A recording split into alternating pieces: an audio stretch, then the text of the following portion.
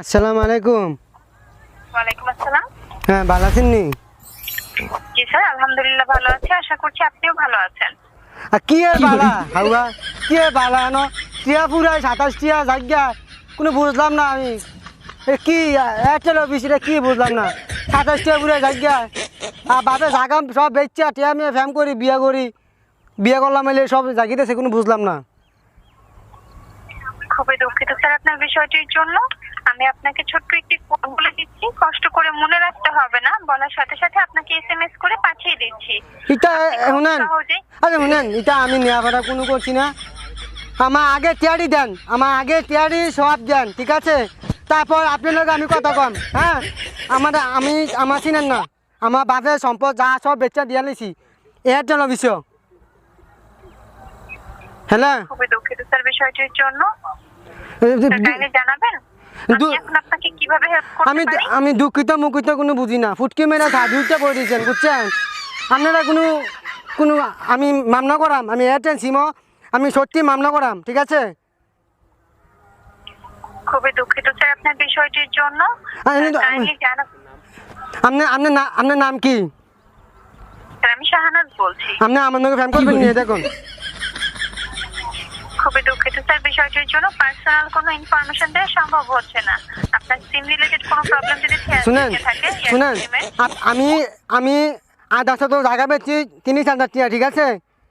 বেচা আমি মোবাইলে এয়ারটেল সিমে টিয়া পুরেছি। আমি আপনার কথা আছে, ফোনটা কাটবেন না, ঠিক আছে?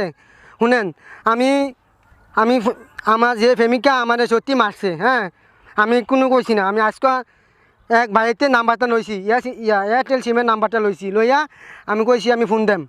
আপনি ফোনটা দছেন, আপনি ধন্যবাদ, ঠিক আছে? আপনাকেও ধন্যবাদ স্যার। হ্যাঁ, এমনি ভাল লাগে, এমনি কইলে কলজাটা ভাল লাগে সত্যি। আমার কলজাটা আছে না, দুধ করছে। আমার প্রেমিকা গেছে গা, আপনাকে আমি হেম করাম, আপনি কি থাকুন?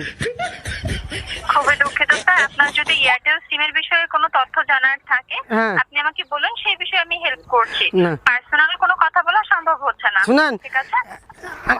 আপনি শুনেন, হ্যাঁ, আপনাকে আমি ফেম করলাম সত্যি।